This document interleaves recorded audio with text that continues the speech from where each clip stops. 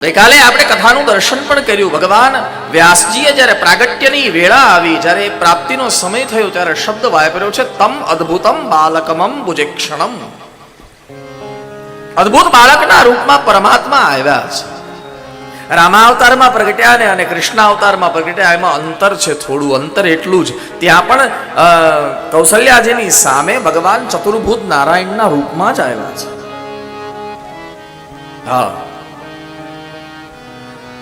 અને અહીંયા કારાગ્રહમાં પણ દેવકીજી અને વસુદેવજીની સામે ભગવાન ચતુર્ભુજ નારાયણના રૂપમાં જ આવ્યા છે.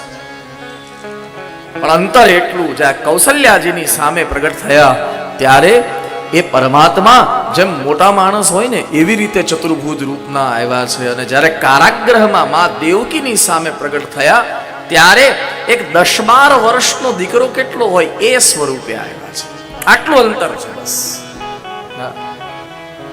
સંવાદ પણ છે. શ્રીમદ ભાગવતજીનો જેને અભ્યાસ હોય તો એને તરત ખબર પડી જશે કે જ્યારે પરમાત્મા પ્રગટ્યા ત્યારે ઘણી બધી વાતો માં સાથે કરી અને ઘણી બધી વાતો પહેલા ભગવાને પિતાજી સાથે એટલે કે વસુદેવજી સાથે કરી છે. માએ છે ને એક શબ્દ વાપર્યો છે, મદો રૂપ મલૌકિકમ. જ્યારે જ્યારે સંવાદ થયો ને, પ્રાપ્તિ થઈ ગઈ. 6 દીકરાઓ ખબર નથી કંસે મારી નાખ્યા, 7મો ગર્ભ સ્ત્રવી ગયો. જાહેરાત તો એમ જ થઈ કે દેવકી કંસનો જુલમ એટલો છે કે 7મો ગર્ભ અર્ધપક્વ થયો એટલે સ્ત્રવી ગયો. એ સતત હૃદયમાં એ દુઃખનો ભાર લેતા લેતા લેતા જ્યારે પરમાત્માની પ્રાપ્તિ થઈ અને રૂપને નિહાળ્યું મા દેવકી,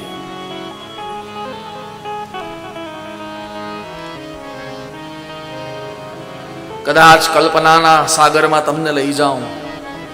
એકાદ વાર કલ્પના કરો કે 6 દીકરા મારી નાખ્યા છે, 7મો સ્ત્રવી ગયો અને 8માના રૂપમાં ચતુર્ભુજ નારાયણ સામે છે. ચતુર્ભુજ નારાયણ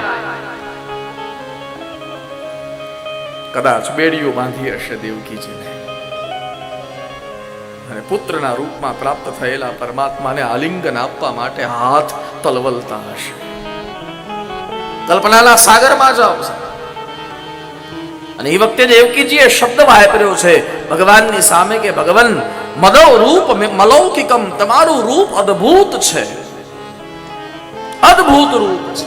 તમ અદ્ભુતમ બાલકમમ ભુજેક્ષણમ. પણ એક માને પસંદ આવે એવું નથી. ના, માને કઈ 4 હાથ વાળો દીકરો થોડો ગમે. માને 2 હાથ વાળો દીકરો ગમે. માને શિશુ હોય એવો દીકરો ગમે. અને પરિણામે શિશુ થવા કહ્યું એટલે આજ્ઞા માએ કરી. હવે તમે મને જવાબ આપો કે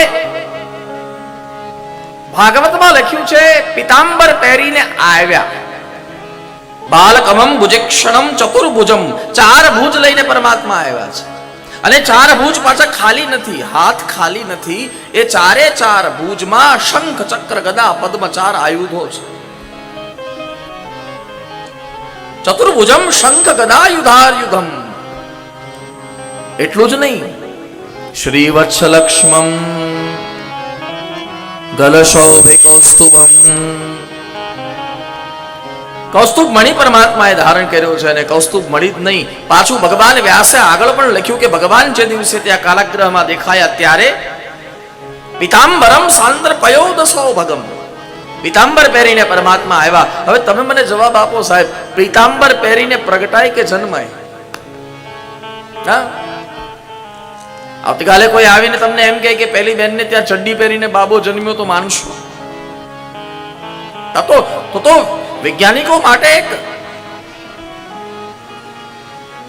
સંશોધનનો વિષય થઈ જાય. રામાયણમાં પણ જુઓ, જ્યારે કૌશલ્યાજીએ પરમાત્માને જોયા અને એ કૌશલ્યાજીની આંખે જ્યારે ગૌસ્વામીજીએ પરમાત્માને જોયા ત્યારે ગૌસ્વામીજીએ શું લખ્યું?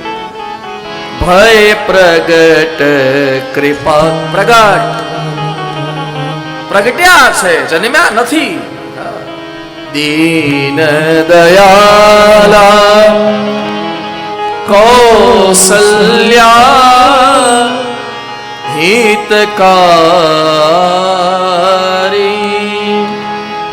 हर्षित महतारी मुनि मनहारी अद्भुत रूप विचार अद्भुत रूप विचारी बस लोचन अभिरामा तनु घनश्यामा निज आयुध भुज चारि निज आयुध भुज चारि भूषण बनमाला વનમાળા પહેરીને આવ્યા છે નયન વિશાળ મોટી મોટી આંખો કરીને જોવે છે માને શોભા સિંધુ ખરા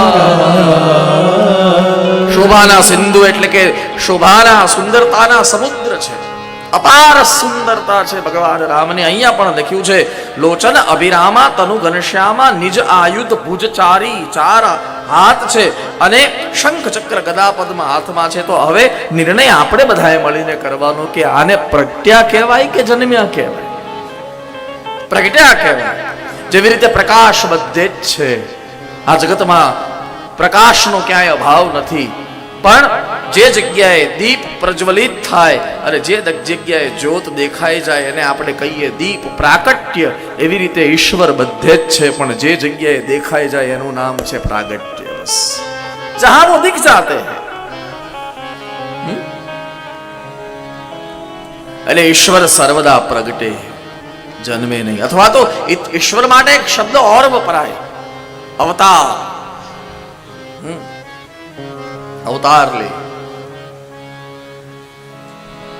अवतार शब्द है ने यहाँ विद्वान सब बैठे हुए इसलिए मैं बहुत आनंद से कह पाऊंगा अवतार शब्द नो अर्थ है उतरવું उतरना अवतरणिका ઉપરથી શબ્દ આવ્યો છે અવતાર અવતરણિકા યાની સીડી પરથી આપણે ઉતરીએ ને બસ એવી જ રીતે અવતાર એટલે ઉતરવું या तो परमात्मा ऊपर थी नीचे उतरे एनु नाम अवतार या तो बधी ज जग्याए छे पण जे जग्याए देखाई जाए एनु नाम प्राकट्य